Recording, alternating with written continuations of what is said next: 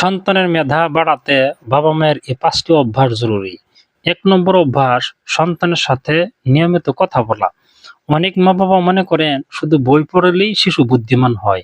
কিন্তু গবেষণায় দেখা গেছে যে শিশু ছোটবেলা থেকে পরিবারের সাথে বেশি কথা বলে তার ভাষা দক্ষতা, চিন্তা শক্তি এবং আত্মবিশ্বাস দ্রুত বাড়ে। আপনি সন্তানের সাথে যত বেশি সুন্দরভাবে কথা বলবেন, সে তত বেশি নতুন শব্দ শিখবে, প্রশ্ন করতে শিখবে এবং চিন্তা করতে শিখবে। আজকাল অনেক পরিবারে সবাই নিজের মোবাইল নিয়ে ব্যস্ত। একই ঘরে থেকেও কেউ কারো সাথে ঠিকভাবে কথা বলে না। কিন্তু মনে রাখবেন, একটি শিশুর মস্তিষ্ক সবচেয়ে দ্রুত বিকশিত হয় কথোপকথনের মাধ্যমে। প্রতিদিন অন্তত কিছু সময় সন্তানের সাথে গল্প করুন, জিজ্ঞেস করুন, আজ কি শিখলে, কোন জিনিসটা তোমার ভালো লেগেছে, তুমি হলে কি করতে। এই ধরনের প্রশ্ন শিশুর কল্পনা শক্তি এবং বিশ্লেষণ ক্ষমতা বাড়ায়। ২ নম্বর অভ্যাস, বই পড়ার পরিবেশ তৈরি করা।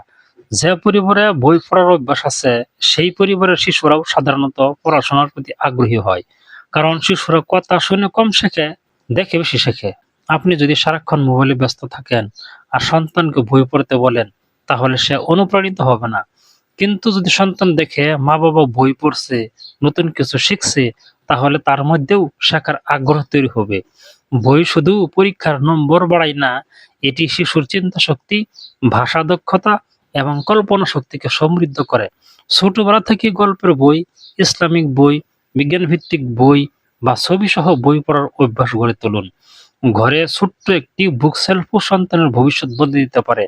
মনে রাখবেন, একটি ভালো বই অনেক সময় একজন ভালো বন্ধুর চেয়ে বড় শিক্ষক হয়ে ওঠে। ৩ নম্বর অভ্যাস, সন্তানকে প্রশ্ন করতে উৎসাহ দেওয়া। অনেক শিশু খুব কৌতূহলী হয়। তারা নানা প্রশ্ন করে, আকাশ নীল কেন, পাখি উড়ে কিভাবে, বৃষ্টি হয় কেন। কিন্তু দুঃখজনকভাবে অনেক মা বাবা বিরক্ত হয়ে বলেন, এত প্রশ্ন করো না, চুপ থাকো। এতে শিশুর কৌতূহল ধীরে ধীরে কমে যায়। মনে রাখবেন, প্রশ্ন করা হলো বুদ্ধিমান হওয়ার প্রথম ধাপ। যে শিশু প্রশ্ন করতে শেখে, সে চিন্তা করতে শেখে। আর যে চিন্তা করতে শেখে, সে জীবনে অনেক এগিয়ে যায়। তাই সন্তানের প্রশ্নকে গুরুত্ব দিন। সব উত্তর না জানলেও বলুন, চলো আমরা একসাথে জেনে নিই। এই অভ্যাস শিশুকে শেখাবে কিভাবে নতুন কিছু শিখতে হয়। ৪ নম্বর অভ্যাস, তুলনা না করে উৎসাহ দেওয়া। অনেক মা বাবা সন্তানের মেধা বাড়ানোর জন্য চাপ দেন, অন্য বাচ্চার সাথে তুলনা করেন। দেখো, ও কত ভালো, তুমি কেন পারো না। কিন্তু তুলনা কখনো মেধা বাড়ায় না, বরং আত্মবিশ্বাস কমিয়ে দেয়। প্রতিটি শিশুর শেখার গতি আলাদা। কেউ দ্রুত শেখে, কেউ ধীরে শেখে। কেউ অঙ্কে ভালো, কেউ আঁকায় ভালো, কেউ বক্তৃতায় দক্ষ।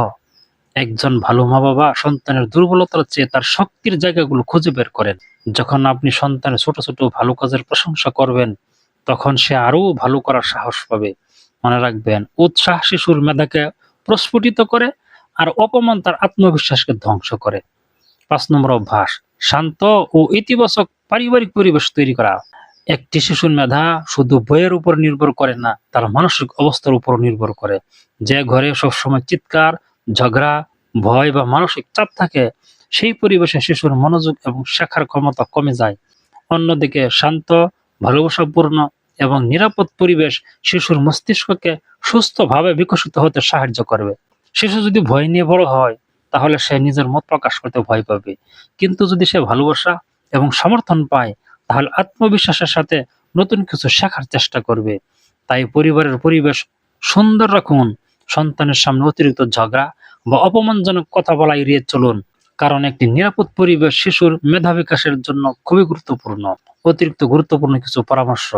প্রিয় মা বাবা, আরো কিছু ছোট ছোট বিষয় আছে যেগুলো সন্তানের মেধা বৃদ্ধিতে বড় ভূমিকা রাখে। পর্যাপ্ত ঘুম নিশ্চিত করুন। ঘুম শিশুর মস্তিষ্ককে সতেজ রাখে। কম ঘুম শিশুর মনোযোগ এবং স্মৃতিশক্তি কমিয়ে দিতে পারে। স্বাস্থ্যকর খাবার দিন। ফাস্ট ফুডের বদলে পুষ্টিকর খাবার দিন। বাদাম, ডিম, ফল এবং শাকসবজি মস্তিষ্কের জন্য উপকারী।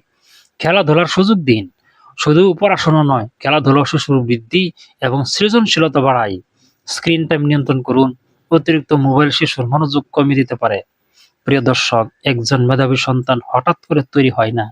তার পিছনে থাকে পরিবার, পরিবেশ এবং মা বাবার সুন্দর অভ্যাস। মনে রাখবেন, শিশুরা শুধু আমাদের কথা শুনে না, তারা আমাদের জীবনকে অনুসরণ করে।